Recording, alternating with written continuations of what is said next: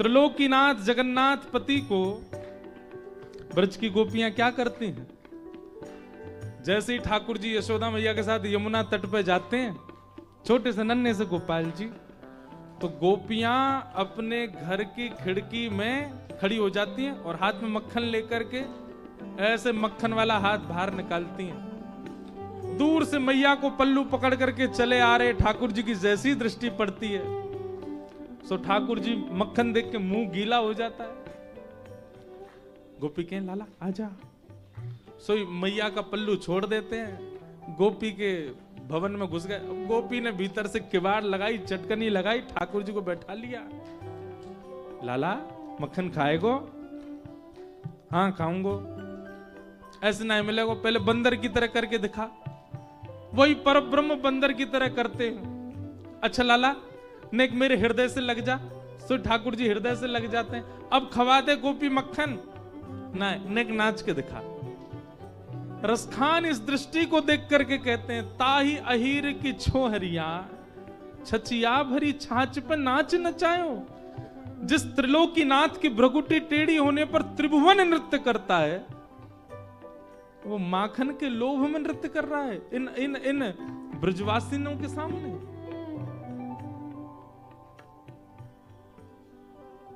नाव में बैठ गए केवट की। राम जी बोले पल्ली पार लगाओ, केवट बोला हाँ चलो। जैसे लेकर के गए, पार उतरने का समय आते ही केवट ने नाव फिर घुमा दी। लक्ष्मण जी क्रोध में भर गए, पार आ गई थी तुमने क्यों घुमाई? बोले नहीं बस अभी लेके चलता हूं। इस पार आए फिर घुमा दी, फिर लेकर के उस पार गए, पार आती फिर घुमा दे। सीता जी को भी ने थोड़ा सा मन में भाव आने लगा, ये क्या कर रहा है। लक्ष्मण जी को भी क्रोध आए। राम जी बोले भैया इतनी देर हो गई, तुम हमको पार क्यों नहीं लगा रहे हो? इतनी देर से तुम बार बार ले जाते हो, किनारा आती फिर बीच में ले आते हो। केवट जोर से आता, इतने में ही थक गए? और खुद जो हमको 84 लाख में बार बार नचाते रहो, तो तब आपको नहीं लगता बिल्कुल भी कि बेचारा जीव है, कभी उसको कुछ कभी कुछ कभी कुछ कभी कुछ।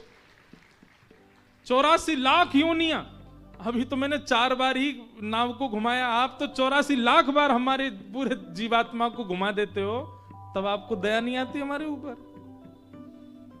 राम जी मन में मन प्रसन्न हो गए। ये ऐसे हठीले भक्त मुझे बहुत अच्छे लगते हो, ठाकुर जी से भी थोड़े हट कर लेते हैं। इन्होंने नचाए हैं ब्रह्मांड सारे, इन्होंने नचाए हैं ब्रह्मांड सारे, मगर अब इन्हें हम नचाया करेंगे। मगर अब इन्हें हम नचाया करेंगे।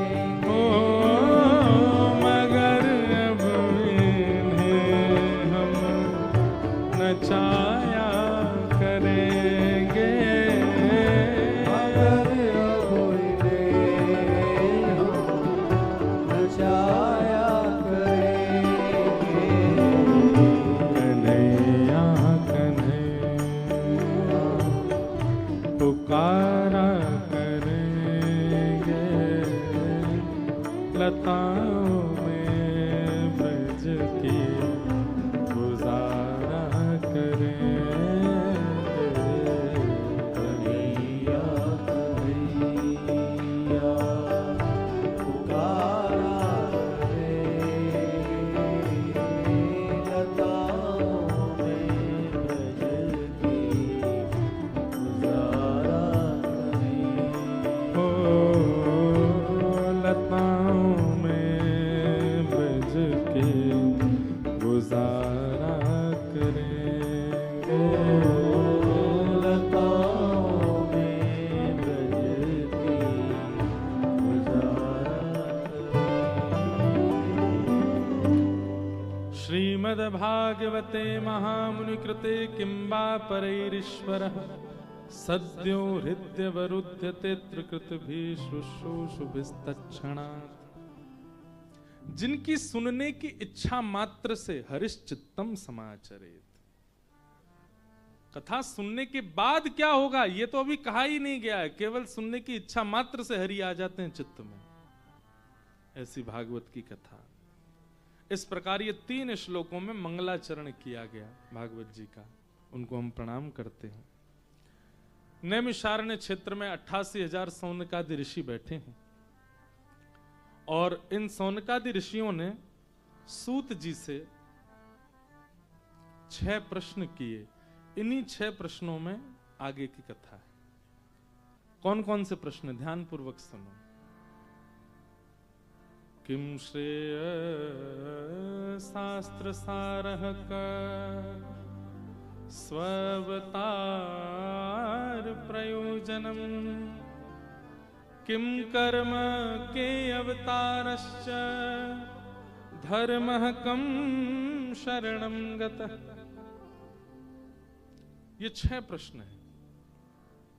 सबसे पहला प्रश्न क्या है? किम श्रेय, ठाकुर जी के अवतार का श्रेय किसको जाता है?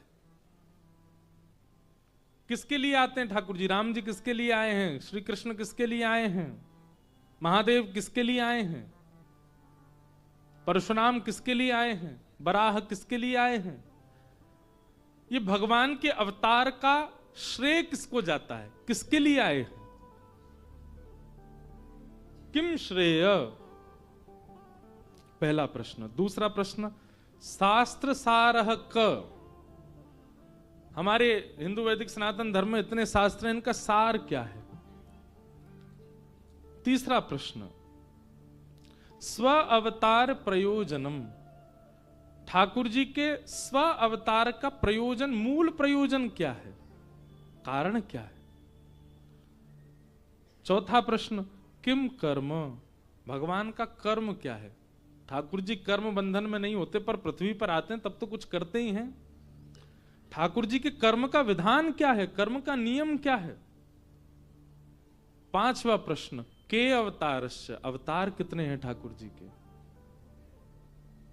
और अंतिम प्रश्न, धर्मः कम शरणं गतः।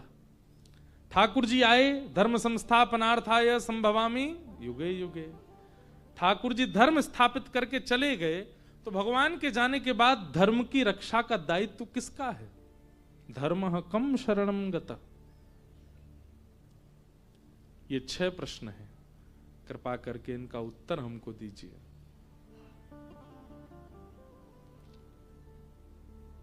सबसे पहली बात, किम श्रेय, ठाकुर जी के अवतार का श्रेय किसको जाता है?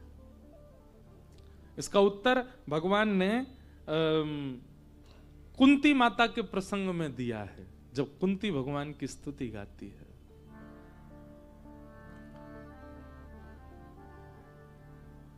भगवान कहते हैं मेरा अवतार किसी राक्षस वध के लिए नहीं है, केवल एक लीला प्रस्तुत करके आगामी जनमानस को उस लीला के द्वारा जीवन में संभलने संवरने के कुछ तरीके, तौर तरीके बताने के लिए होता है।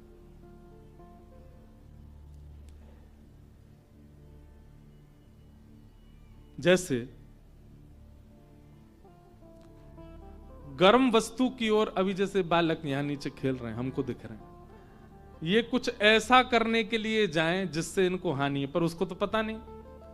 तो कई बार माता पिता क्या करते हैं, जैसे गर्म चीज की ओर बालक जाए, बार बार जाए, ना माने, तो माँ क्या करती है, उस गर्म वस्तु की ओर खुद जाती है और बालक को देखो देखो, और छू के फिर करती है, ताता ताता लग गई। तो बालक को पता चल जाता है कि इधर ताता है, इधर हमको जाना नहीं है। और फिर कोई और भी जाता है ना, तो बालक उसको बोलता है नहीं ताता, दूसरों को भी रोक देता है, यहां मत जाओ। ठीक वैसे ही ये संसार हम मानवों को ऐसा प्रतीत होता है कि यहां सब चीज हमारे लिए है। ठाकुर जी हमसे पहले आकर के लीला करके हमारे लिए कई नियम बताए जाते हैं। ये संसार सब लगेगा अपना सा, पर यहां भाई के प्रति, पत्नी के प्रति, पिता के प्रति, मां के प्रति, शत्रु के प्रति संबंध कैसे हो, नियम कैसा हो, व्यवहार कैसा हो, इसलिए ठाकुर जी स्वयं लीला करके जाते, उनको लीला की आवश्यकता नहीं, पर वो करते हैं ताकि हम सावधान हों।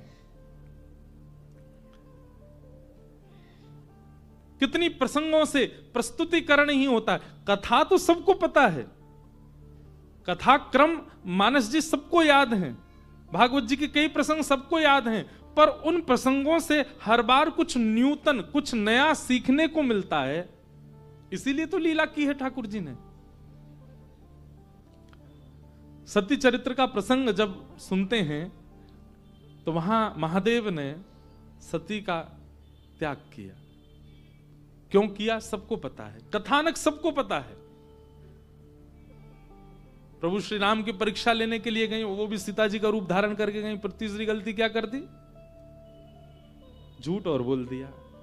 करहि प्रणाम तुम्हारी नाई, आपकी तरफ से और पास से जाके प्रणाम किया मैंने। तो इन सब के पीछे कारण क्या था? याज्ञवल्क मुनि के यहां से कथा सुनकर के निकले महादेव, और कथा सुन के निकले हैं, थोड़ी देर बाद ही वही राम जी दर्शन दे रहे हैं। महादेव उनको भाव से देख रहे हैं और सती उनके प्रति प्रश्न चिन्ह उठा रही हैं। ये परमात्मा कैसे हो सकते हैं? ये इस प्रकार विरह में कैसे आ सकते हैं? ये अपराध सती जी के जीवन में ये उनकी दृष्टि में क्यों बना, जबकि वो तो कथा सुन के आई थी? क्योंकि कहीं ना कहीं वक्ता के प्रति जो समर्पित सम्मान होना चाहिए था वो सती जी का नहीं हुआ था। याज्ञवल्क जी ने जब पूजन आदि किया महादेव और सती का, तो सती जी को लगा हम इनसे कथा सुनने आई हैं, जो उल्टा हमको ही प्रणाम कर रहे हैं, ये हमको क्या कथा सुनाएंगे। और इसी भाव के कारण ये सारे अपराध बनते चले गए। वक्ता के प्रति समर्पण, हम तो एक बात कहते हैं, 3 घंटा बाद जब हम कथा करके उतरे ना, हमको मित्र ही मानो, हमको सखा ही मानो, हमको भाई मानो, हमको बंधु मानो, हमारी एक बात मत मानो। पर जब यहां व्यास मंच पे बैठ जाएं, उसके बाद जब तक बैठे हैं तब तक जो कह रहे हैं सबको ध्यान पूर्वक सुन लो, क्योंकि ये मैं अपनी सत्ता से नहीं बोल रहा हूं, ये व्यास मंच की ऊर्जा ही बोलती है, और ये आपके लिए, आपके अनुकूलता के लिए बोलती है। कई बातों पर आपका शायद मन भी ना लगे कि ये विषय कोई इतना हमारे लिए रोचक नहीं, पर इन हजारों में किसी के लिए वो वक्ता की वाणी से व्यास मंच ही निकलवाता है। ये मैंने अनुभव किया। वक्ता सोच समझ के नहीं बोलता, श्रोता की जिज्ञासा व्यास मंच अपने आप बुलवाता है वक्ता से। और उसके प्रति समर्पण ना हो तो वही अपराध बनेंगे जो सती जी से बने। सबसे पहला अपराध, हरि सन्मुख होते हुए भी हरि को पहचान नहीं पाओगे, पहला अपराध। दूसरा अपराध, हरि की परीक्षा लेने में, हरि को परखने में, तार्किक रूप धारण करने में आपको विलंब नहीं होगा। ऐसा कैसे हो सकता है, ये कैसे हो सकता है? ये प्रश्न चिन्ह आपके चित्त में कथा सुनने के बाद भी तार्किक प्रश्न प्रकट हो रहे हैं, इसका मतलब वक्ता के प्रति आपका समर्पण नहीं था, इसलिए आप तर्क बुद्धि से परब्रह्म को देख रहे हो। तो पहला अपराध क्या बनेगा?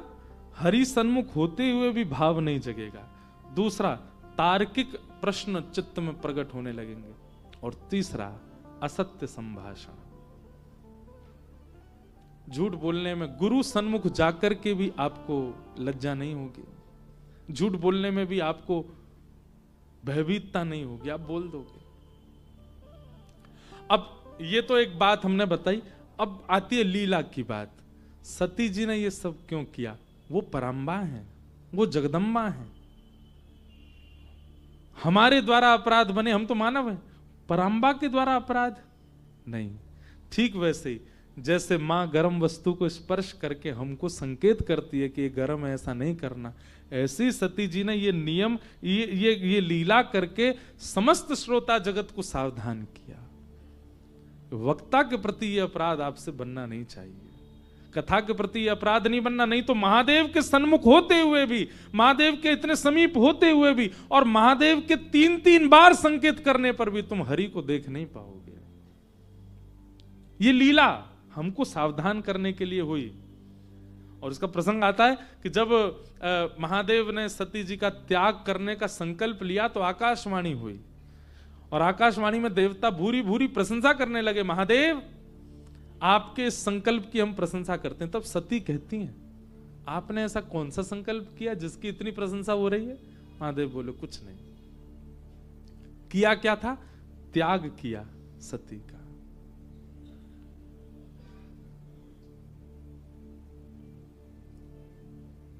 एक होड़ लगी है नारायण में और हरि में, हरि में और हर में, एक दूसरे के कौन बड़े सेवक।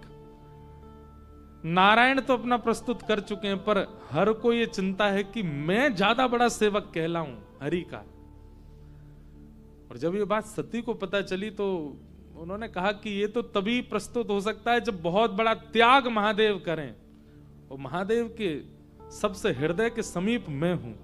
यदि मेरा त्याग ये हरि के लिए करें तो ये सबसे बड़े उपासक माने जाएंगे। इसलिए सती जी ने पूरा लीला क्रम किया था कि महादेव त्याग करें और महादेव सुव्यवस्थित हो जाएं सबसे बड़े हरि उपासक के रूप में। अब सब लीलाएं हैं, इन लीलाओं से बहुत कुछ घटता है। कई बार परस्पर प्रेम को प्रकट करने के लिए लीला होती है, कई बार रसिक जनों को सुख देने के लिए लीला होती है, और कई बार हमको सावधान करने के लिए लीला होती है। लीला सुनते समय कदापि यह भाव नहीं आना चाहिए कि क्या परब्रह्म इस समय अज्ञानी है। नहीं, सब जानते हैं, केवल हमारे लिए कर रहे हैं।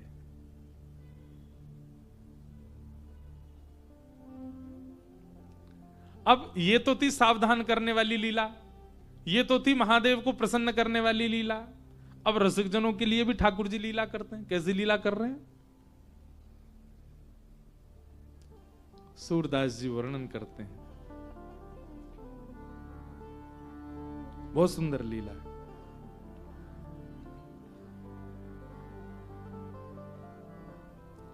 गाएंगे नहीं, केवल सुना देते हैं। खेलन के मिस कुंवर राधिका नंद महर के आई हो। सूरदास जी वर्णन कर रहे हैं, ध्यान से सुनना। पूरी लीला नहीं सुनाएंगे, किसी और दिन सुनाएंगे। ठाकुर जी और किशोरी जी का प्रथम मिलन हुआ यमुना तट पर, और यमुना तट पर मिलने के बाद ठाकुर जी पहली बार मिले किशोरी जी से। और वैसे तो नित्य दोनों संगी रहते हैं, पर हम रसिकों को सुख देने के लिए एक प्रथम मिलन की लीला का विस्तार किया।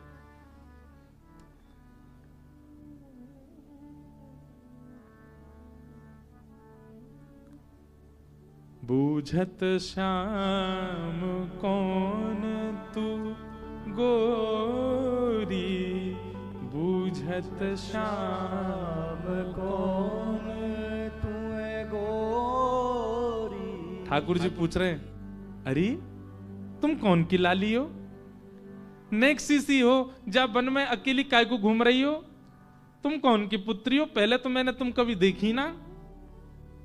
तब किशोरी जी, सूरदास जी का पूरा पद है, पर किशोरी जी कह रही हैं कि मैं वृषभानु जी की लाली हूं और मैं खेलवे के काजी यहां आई हूं।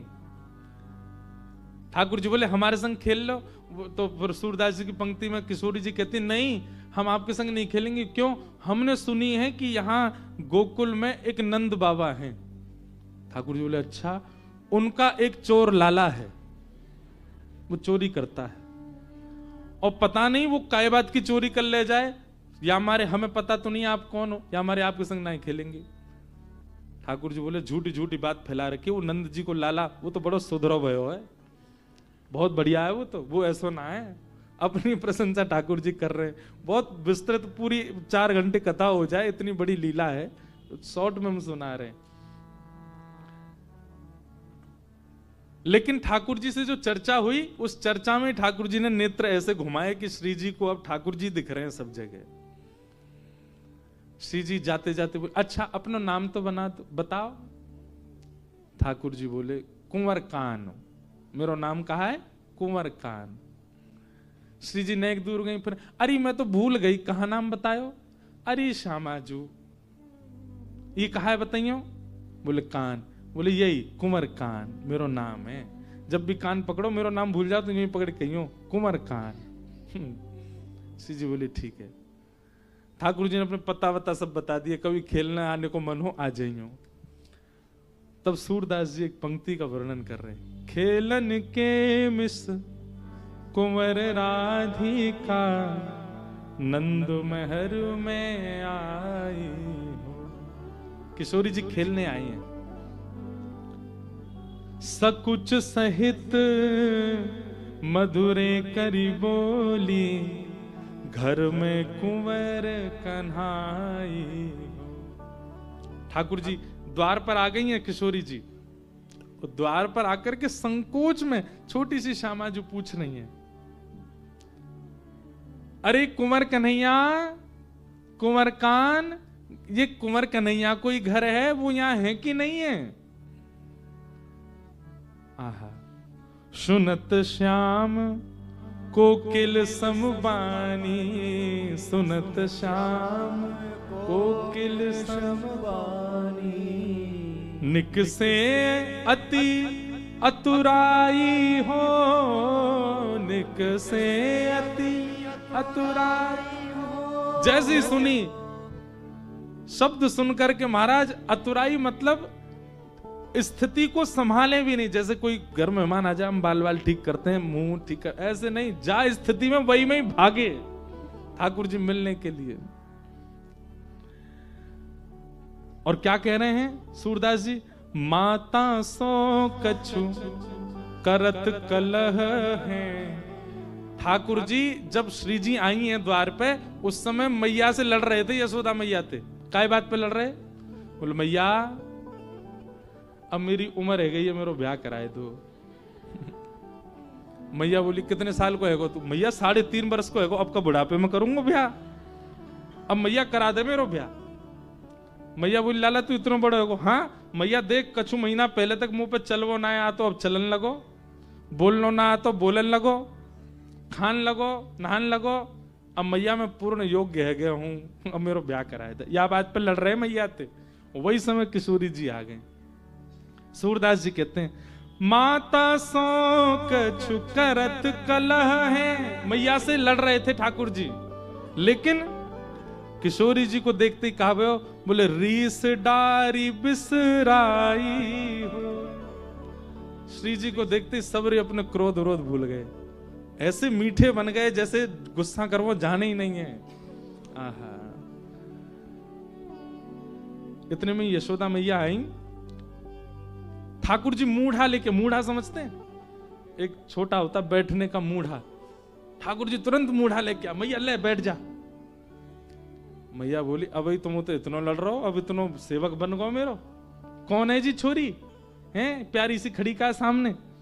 ठाकुर जी कह रहे हैं मैयारी तू इनको चिन्हत बारंबार बताई हूं। यशोदा मैया पूछ तो किशोरी जी से नहीं है, लाली तू कौन है? मैया पूछ किशोरी जी से रही है, उत्तर ठाकुर जी दे रहे हैं। मैया कह रही लाली तू कौन? मैया जी ब्रजभानु जी की लाली है। कौन से गांव में रे? ठाकुर जी मैया जी बरसाने में रेवे। तू कितने बरस की है? मैया मुझे 1 साल ही बड़ी है। तू चुप रह जाएगा नेक देर, तू क्यों बोल रहा हो? मैं बात पूछ रही हूं। ठाकुर जी अपने आप ही उत्तर दे रहे हैं। अब ये लीला ये किसी को सिखाने के लिए नहीं है, ये रसिकों को सुख देने के लिए।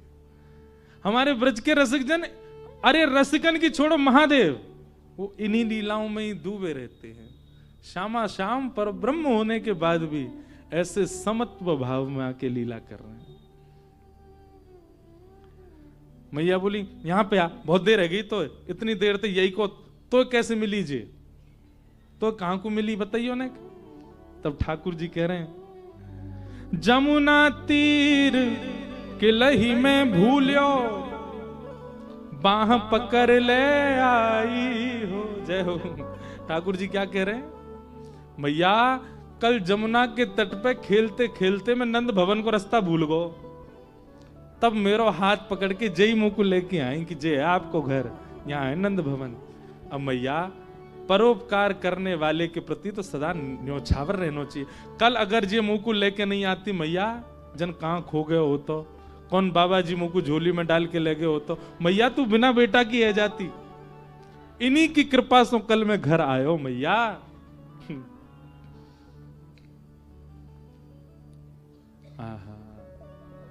सूर श्याम ऐसे गुण के आगर, सूर श्याम ऐसे गुण के आगर, नागरी बहुत रे झाई।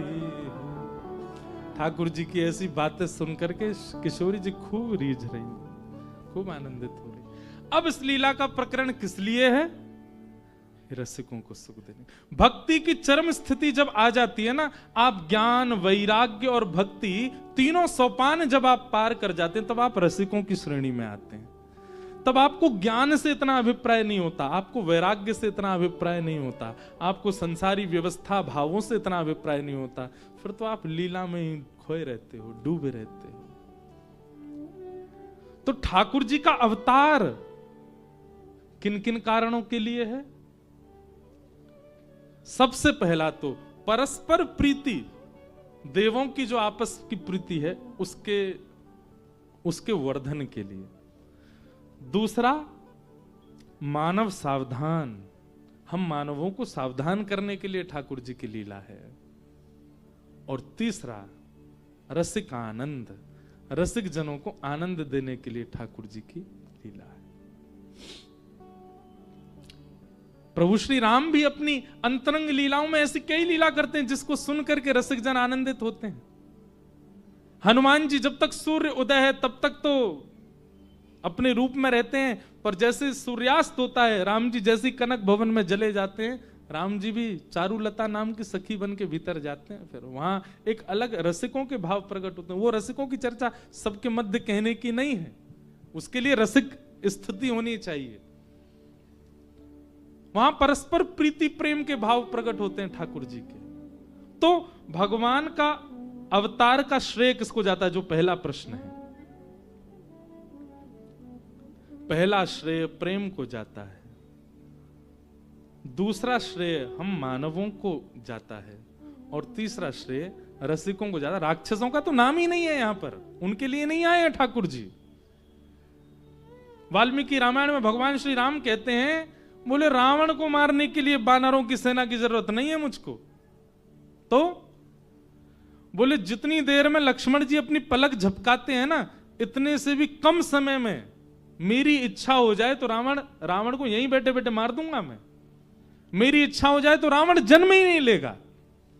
ये रावण जन्म भी इसलिए है ताकि अयोध्या से लंका तक की यात्रा में मध्य में जो रसिक जन मिलेंगे उनको सुख दिया जा सके, उनको अनुभव कराया जा सके।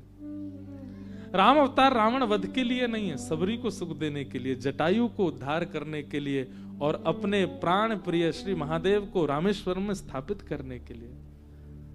लिंग थाप विधिवत करी पूजा, शिव समान मोहे प्रिय नहीं दूजा। रावण के लिए जाएंगे भगवान, रावण के लिए करेंगे ये सब नहीं, ये सब प्रेम प्रकट के लिए। किम श्रेय, ठाकुर जी का श्रेय वैष्णवों को जाता है, रसिकों को जाता है। दूसरा प्रश्न शास्त्र सारह का, इतने शास्त्र, इनका सार क्या है? समस्त शास्त्रों का सार वेद व्यास जी ने दो बताए हैं। अष्टादश पुराणेषु व्यासस्य वचनद्वयम् परोपकार पुण्याय पापाय परपीडनम। पहला परोपकार पुण्याय, पर उपकार करना है यही पुण्य है, और जो स्वयं के लिए बुरा लगता है वो किसी के साथ ना करना यही पाप है। इन दो का सावधानी रखो, यही सारे शास्त्रों का सार है। बस इन्हीं को विविध विविध विस्तारीकरणों से समझाया जाता है। तीसरा स्व अवतार प्रयोजनम, भगवान के कभी मत्स्य अवतार, कूर्म अवतार, कच्छप अवतार, नृसिंह अवतार, जब सारी क्रिया मानव बन के की जा सकती थी तो भगवान फिर जीव जंतुओं का रूप धारण करके क्यों आए? ठाकुर जी अपनी स्थिति बताते हैं कि किसी भी रूप में या किसी भी स्थिति में आने में ठाकुर जी को लज्जा नहीं, हम मानवों को होती है। बुरा नहीं मानिएगा, यहां तो सब लोग, सब रसिक जन कथा के अनन्य श्रोता बैठे हैं, हमारे जन्म से पूर्व के भी श्रोता यहां बैठे हैं जो हमारे जन्म से पहले से ही कथा सुन रहे होंगे। पर कई बार कथा में आने वाले लोगों को भी कथा इसलिए समझ नहीं आती क्योंकि उनकी अनुकूल व्यवस्था कथा में नहीं थी। इतनी बढ़िया कथा हुई, क्यों नहीं सुनी? सोफा नहीं मिला रिक्लाइन वाला, रिक्लाइन वाला सोफा चाहिए तब कथा समझ में आएगी। तो कई लोग जो है वो इस प्रकार अपनी स्थितियां चुन के रखते हैं, ऐसी स्थिति होगी तो ही हम भजन कर पाएंगे। महादेव का अभिषेक करने के लिए श्रृंगी हाथ में, नीचे लोगों को सपोर्ट चाहिए, यानी इतना भार कैसे सहे हम। महादेव कहें कोई गरज नहीं है भैया मत डाले, मैं पूरे दिन वैसे ही नहाता रहता हूं, काहे को इतने प्रयास करे। तो सबकी अपनी अपनी बातें हैं, लेकिन ठाकुर जी स्वयं को हर स्थिति में ढाल करके अपनी सर्वव्यापकता और सर्व प्रकार की स्थिति की स्वीकारिता का अनुभव कराते। इसलिए मत्स्य भी बने, कूर्मी भी बने, कच्छप भी बने, नृसिंह भी बने, और सारी हदें पार हो गई जब बराह बन के आए, सूकर बन के आए। जितम जितम ते जित यज्ञ भावनः त्रयीम त्वनुम स्वाम परिधुन्वते नमः यद्रोम गर्तेषु नुलिल्लुरध्वरः तस्मै नमः कारण सूकरायते। भगवान सूकर बन के आए। ठाकुर जी मानो हमको बता रहे हैं, बनते हो हमारे भगत, हमारी तरह हर स्थिति में उठने बैठने वाले बनो, हर स्थिति को स्वीकार करने वाले बनो। किम कर्म, ठाकुर जी का कर्म क्या है? केवल प्रेम का प्रचार प्रसार, बस। भगवान श्री कृष्ण की संपूर्ण लीला आप सुनेंगे, आपको एक बार भी ये सुनाई नहीं देगा कि अपने सिर पे हाथ धर के भगवान रोए, ऐसा क्यों हो रहा है मेरे साथ। नहीं, अपनी हर स्थिति को ठाकुर जी ने प्रेम से सहर्ष स्वीकार किया। किम कर्म, तो प्रेम स्वीकारीकरण। के अवतारश्च, भगवान के अवतार कितने हैं? कोई 10 कहता है, कोई 24 कहता है, पर भागवत जी में एक जगह लिखा अनुक्रमिष्यति बाल बुद्धि। भगवान कहते हैं कि मेरे इतने अवतार हैं कि आप पूरी पृथ्वी के मिट्टी के कण गिन सकते हो, पर मेरे अवतार नहीं गिन पाओगे, इतने अवतार। कहने सुनने के लिए 24 और 10 बताए जाते हैं, पर ठाकुर जी का इस समय हम काशी में बैठ के कथा सुन रहे हैं, कहीं अवतार हो रहा है, किसी के ऊपर ठाकुर जी कृपा कर रहे हैं? अनेक अवतार, कोई गिनती नहीं है उनकी। धर्म, इसलिए जो समझ में आ जाए, जो सन्मुख आ जाए, उस अवतार को सुन लीजिए। इसके विवाद में मत रहो, कितने अनेक। और अंतिम प्रश्न किया, धर्म कम शरणम गतः। भगवान धर्म स्थापित करके चले गए, भगवान के जाने के बाद धर्म किसकी शरण में गया? इस अंतिम प्रश्न का उत्तर आप लोग दोगे मुझे, और कब देंगे? 7वें दिन देंगे। जिस दिन कथा विश्राम होगी तब तक हम कथा सुनाएंगे, सब प्रकार के भाव कहेंगे, और अंतिम प्रश्न का उत्तर आप देंगे। धर्म कम शरणम गतः। आज धर्म किसकी शरण में है? भगवान के जान। उत्तर तो वैसे ही पता है सबको, पर फिर भी एक होमवर्क है 7 डेज का। आज के मंगल कथा को मंगलाचरण और प्रारंभ के साथ यहाँ विश्राम देते हैं। पुनः कल 10 बजे से हम लोग फिर मिलेंगे और कथा का वाचन प्रारंभ होगा। एक विशेष जानकारी सुन लीजिए, आज द्वितीय दिन, 2 दिन तो हो गए, कब से प्रतीक्षा हो रही थी काशी में कथा शुरू होगी, शुरू भी हो गई, 2 दिन भी हो गए। कल तृतीय दिवस और परसों है चतुर्थ दिवस। कल कथा में नंदोत्सव होगा, ठाकुर जी का जन्मोत्सव होगा। वैसे तो हम कथा में एक हमसे भाव बनता है कि हम इतने आराम आराम से चलते हैं कि 10वें स्कंद तक पहुंच पाना हमारे लिए बहुत दुर्बल होता है, हम नहीं पहुंच पाते नंदोत्सव तक। पर जिस दिन नंदोत्सव की कथा होगी उस दिन पीछे बैठे हैं ना, यहीं बैठे हैं संकट मोचन भगवान, उनसे कहेंगे उड़ाओ हमको लंका, जैसे आप गए थे वैसे हम भी पहुंचे। तो हमको कथा कहने में बहुत सुख मिल रहा है, आप लोग इतने आनंद से सुन रहे हैं, और विस्तार से कहने की इच्छा होती है, और भाव सुनाने का मन होता है। तो सुनाएंगे भाव से। दूसरी बात, 5वें दिन यहाँ गिरधर लाल जी आएंगे और यहीं से आप सबको दर्शन हो जाएगा। आप लोग लाल जी का दर्शन कर लीजिएगा। तो इसलिए हम जहां निवास कर रहे हैं वहां हम अभी मिलने में असमर्थ हैं। यहीं लाल जी आप लोगों से मिल जाएंगे। हमारा भी फिर उसी दिन हम क्रम ऐसा कुछ रखेंगे कि कथा के बाद थोड़ी देर जो लोग दूर से आते हैं 5वें दिन कथा में, उन लोगों को यहीं से हम मिल लेंगे, थोड़ी देर और बैठ लेंगे एक्स्ट्रा। व्यास मंच से नीचे उतर के आप लोग मिल लीजिएगा, थोड़ी देर मिलन करके। और इस प्रकार से सप्ताह का क्रम 8 तारीख को विश्राम होगा और फिर आगे प्रस्थान होगा। प्रेम और भाव से सब लोग वृंदावन रसामृत पद हम हर कथा में गाते हैं, लेकिन महादेव के अभी तक हमने सन्मुख गाया नहीं। और क्योंकि नववर्ष भी, और नववर्ष में अभी तक 3 दिन से गाया ही नहीं, तो इसलिए आज वृंदावन रसामृत पद गाते हैं। हमारे वृंदावन के 7 निधि हैं, गोविंद देव, मदन मोहन, गोपीनाथ, राधा रमण, राधा वल्लभ, जुगल किशोर और श्री बांके बिहारी। इन सप्त निधियों को इस पद से हम प्रणाम करेंगे। और इस पद में गिरधर लाल जी ने ही इस पद का निर्माण किया है। सब लोग मेरे साथ गाओ। श्यामा हृदय कमल सो प्रगट्यो, श्यामा हृदय कमल सो प्रगट्यो, श्यामा हृदय कमल सो प्रगट्यो, श्यामा हृदय कमल सो प्रगट्यो, श्याम हृदय कुभार, वृंदावन प्यारो वृंदावन, वृंदावन प्यारो वृंदावन, हे श्री वृंदावन मेरो वृंदावन,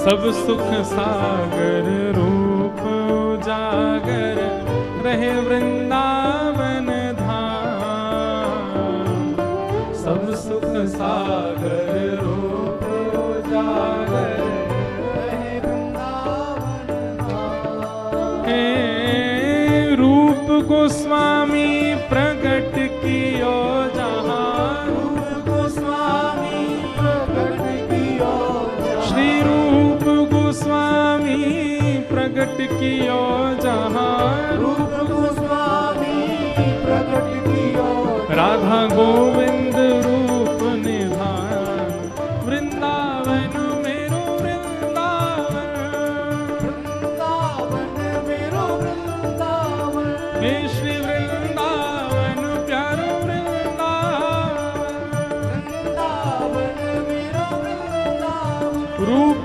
गोस्वामी प्रकट कियो जहाँ, रूप गोस्वामी प्रकट कियो जहाँ, राधा गोविंद रूप निधान, वृंदावन मेरो वृंदावन, वृंदावन मेरो वृंदावन, हे श्री वृंदावन प्यारो वृंदावन, वृंदावन मेरो वृंदावन,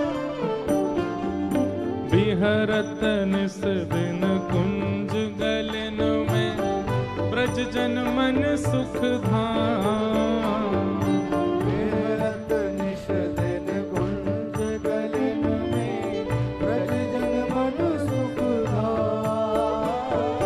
मदन मोहन को रूप निरख के, मदन मोहन को, रूप निरख के, श्री मदन मोहन को रूप निरख के, मदन मोहन को रूप निरख के, सनातन बलि बलि जाए, वृंदावन मेरो वृंदावन, वृंदावन मेरो वृंदावन, हे श्री वृंदावन प्यारो वृंदावन, वृंदावन मेरो वृंदावन, मदन मोहन को रूप निरख के, मदन मोहन को रूप निरख के, सनातन बलि बल जा,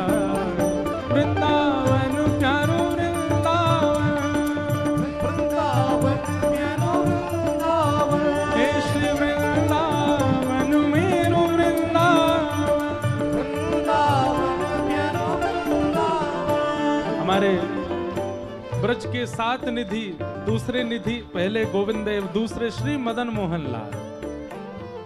इस पद में आचार्यों की भी नाम है जिन्होंने प्रकट किया है।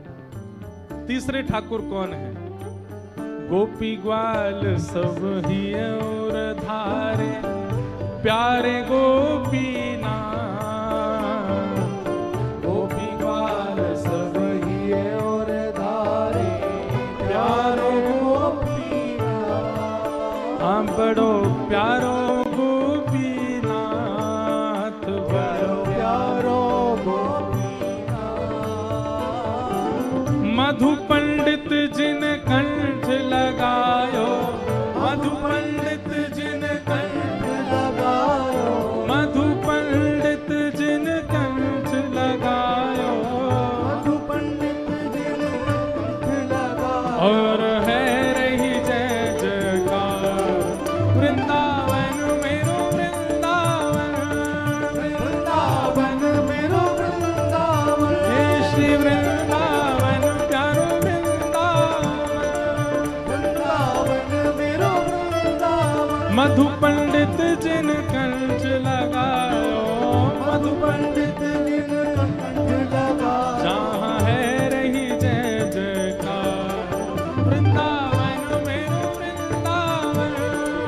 वृंदावन मेरो वृंदावन। हे श्री वृंदावन प्यारो वृंदावन। वृंदावन मेरो वृंदावन। 3 ठाकुरों के भले ही आपने दर्शन ना किए हों, चौथे ठाकुर के जरूर किए होंगे। कौन? श्री गोपाल भट्ट जो की हृदय वेदना प्रगटो शालिग्राम। श्री गोपाल भट्ट जो के हृदय वेदना प्रगट्यो शालिग्राम। कौन? रूप सुधा को खान हमारो, रूप सुधा को खान हमारो।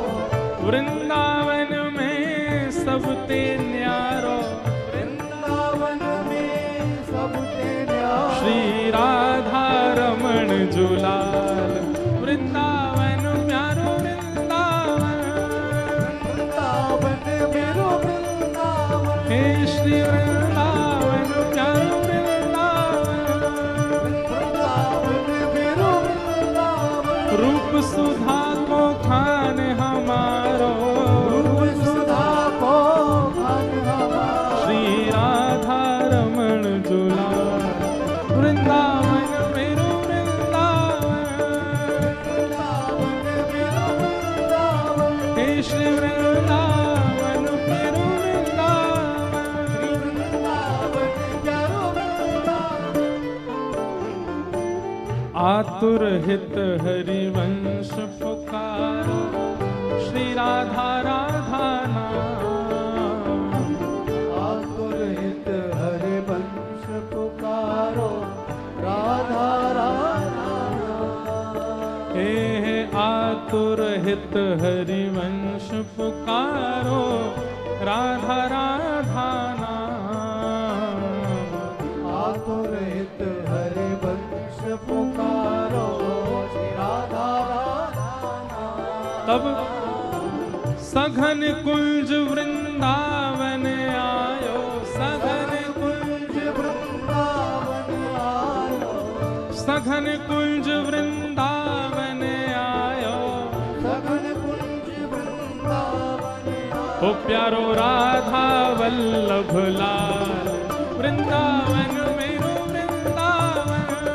वृंदावन मेरो वृंदावन। हे श्री वृंदावन मेरो वृंदावन। वृंदावन मेरो वृंदावन। सघन कुंज यमुना तट आयो, सघन कुंज यमुना तट आयो। प्यारो राधा वल्लभ लाल वृंदावन मेरो वृंदावन। वृंदावन मेरो वृंदावन। हे श्री वृंदावन प्यारो वृंदावन। वृंदावन मेरो वृंदावन। जुगल किशोर को लाड़ लड़ायो, नवल कुंज ही अमा जुगल किशोर को लाड़ लड़ायो धवल कुंजिए माँ। हे कुंजन कुंजन की रज धारे, कुंजन कुंजन की रज धारे, कुंजन कुंजन की रज धारे, कुंजन कुंजन की रज धारे। ओ हरि व्यास युगल यश गान, वृंदावन मेरो वृंदावन, वृंदावन मेरो वृंदावन, हे श्री वृंदावन प्यारो वृंदावन, वृंदावन मेरो वृंदावन, कुंजन कुंजन की रज धारे, कुंजन कुंजन की रज धारे। ओ हरि व्यास युगल यश गान, वृंदावन प्यारो वृंदावन, वृंदावन मेरो वृंदावन, वृंदावन मेरो वृंदावन। वृंदावन मेरो वृंदावन। सातवें ठाकुर जिन्होंने सबसे पहले प्रत्येक मानव को वृंदावन की ओर खींचा है, ऐसे हमारे वृंदावन के सातवें निधि कैसे हैं? भुवन चतुर्दश की सुंदरता, निधिवन करत बिहार, भुवन चतुर्दश की सुंदरता, निधिवन करत बिहार। हे भुवन चतुर्दश की सुंदरता, निधिवन करत बिहार, भुवन चतुर्दश की सुंदरता, निधिवन करत बिहार। हे श्यामा प्यारी कुंज बिहारी, श्यामा प्यारी कुंज बिहारी, श्यामा प्यारी बांके बिहारी, श्यामा प्यारी बांके बिहारी। और जय जय श्री हरिदास, वृंदावन मेरो वृंदावन, वृंदावन मेरो वृंदावन, हे श्री वृंदावन प्यारो वृंदावन, वृंदावन मेरो वृंदावन, श्यामा प्यारी कुंज बिहारी, श्यामा श्यामा प्यारी कुंज बिहारी। और जय जय श्री हरिदास, वृंदावन मेरो वृंदावन, वृंदावन मेरो वृंदावन, हे श्री वृंदावन प्यारो वृंदावन। वृंदावन मेरो वृंदावन। जिनकी कृपा से यह रस प्रगट्यो, वृंदावन अभिराम, जिनकी कृपा से यह रस प्रगट्यो, वृंदावन अभिराम। सप्त निधिन को ही उजियारो, सप्तनिधिन को ही उजियारो, हम सबको मिलवावे वारो, हम सबको सबको मिलवावे बारो, यह आनंद करवावे वारो, यह आनंद करवावे बारो। विश्वनाथ को अति दुलारो, विश्वनाथ को अति दुलारो, हे हमारो गिरधर लाल, वृंदावन प्यारो वृंदावन, वृंदावन प्यारो वृंदावन, हे श्री वृंदावन मेरो वृंदावन, वृंदावन मेरो वृंदावन, हे श्री वृंदावन प्यारो वृंदावन, वृंदावन मेरो वृंदावन, हाँ श्री वृंदावन मेरो वृंदावन। वृंदावन मेरो जय जय जय जय जय जय श्री राम। नमः पार्वती पतये, हर हर महादेव।